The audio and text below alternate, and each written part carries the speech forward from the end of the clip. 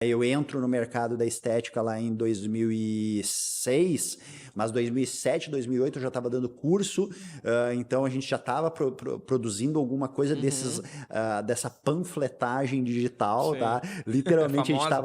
a gente estava falando nisso, né? Em panfletagem digital nesse período, e era uma situação muito fácil, tá?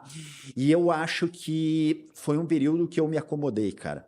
Tá? Ah. E ali era a presença do digital era simplesmente para fazer um banner de venda, Uhum. Tá, tá? e como é que era? Desculpa te interromper, mas como é que era a captação aí? Tu captava pro evento presencial, né? Cara, mas não tinha esse processo de Era só captação. aparecer. Cara, era simplesmente um banner e, cara, anunciando o curso, tá? E a Entendi, galera, ó, eu entendi, quero, então, entendi. olha, chama no direct, nem era direct, chama no privado, a É, gente, inbox, nem sei cara, como é que não tinha Messenger, eu acho também logo no início, sei cara, eu lá. acho que a gente dizia assim, chama no privado, tinha ali alguma troca Sim. naquele período. Nessa época não tinha nem página ainda, era perfil pessoal, né? Tu Isso, não tinha. perfil pessoal, Né? isso.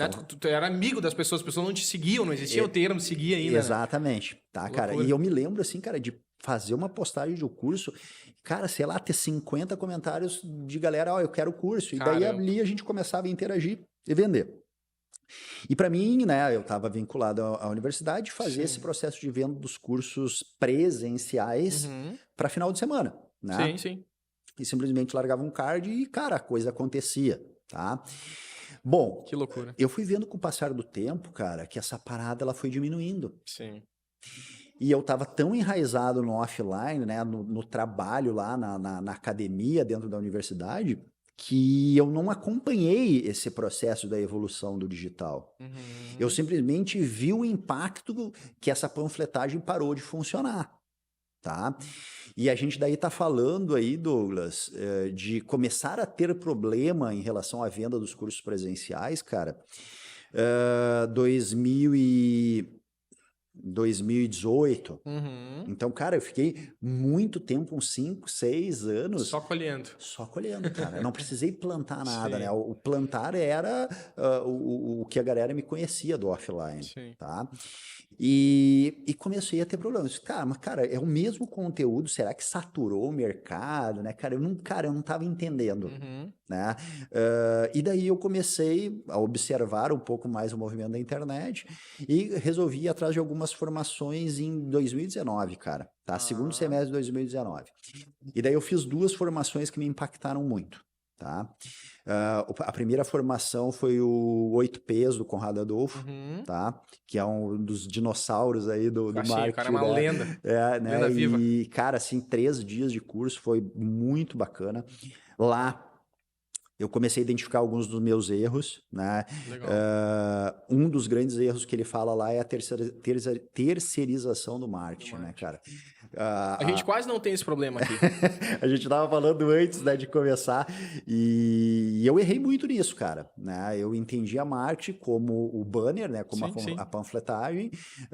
Naquele período, cara, também ninguém que trabalhou comigo naquele período me falou muito da importância da geração de Esse conteúdo. conteúdo, enfim, tá? Não tinha muito esse tipo de troca. Sim. E daí quando eu cheguei lá, pum, um dos primeiros frases assim que o cara disse, cara, um dos grandes erros dos empresários é a terceirização do marketing da sua empresa, né? A parte mais importante eles estão terceirizando. Falei Pum, assim, ali pum, já. cara, daí eu já vi a primeira cagada ali que o Sim. cara tinha feito, né?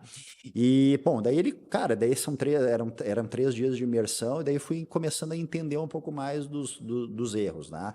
Entender a importância da criação de conteúdo. Esse E curso dele é presencial? Tem imersão presencial, presencial. Ah, presencial, legal, né? Isso legal. foi antes da pandemia, final, Sim, final, final de 19. 2019, Tá, né? legal. E daí, cara, assim, foi num final de semana, e daí 2 finais de semana na sequência era o evento presencial do Érico Rocha da Fórmula Sim. presencial, né? Pá. Eu tinha feito a online, e daí também para mim foi muito impactante, né, cara? Porque eu comprei na época a Fórmula custava R$ 8.000, Sim. né? É salgado. Online. Online, Imagina. tá?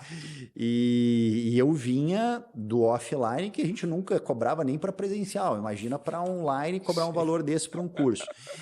Mas, cara, foi tão impactante assim, né? A ver as CPLs, né? Ver Aham. ali os vídeos gratuitos, enfim, que eu realmente acreditei na parada, né? Legal. Então, fiz o curso online. Achei muito bacana, mas ainda com aquela história assim, cara, eu tenho que pagar para ver mais. Sim, sim. Né? Aquele receio. Cara, será que vai funcionar para mim? Será que o negócio é para mim? Aquela história que acho que muita gente passa, né, por esse processo.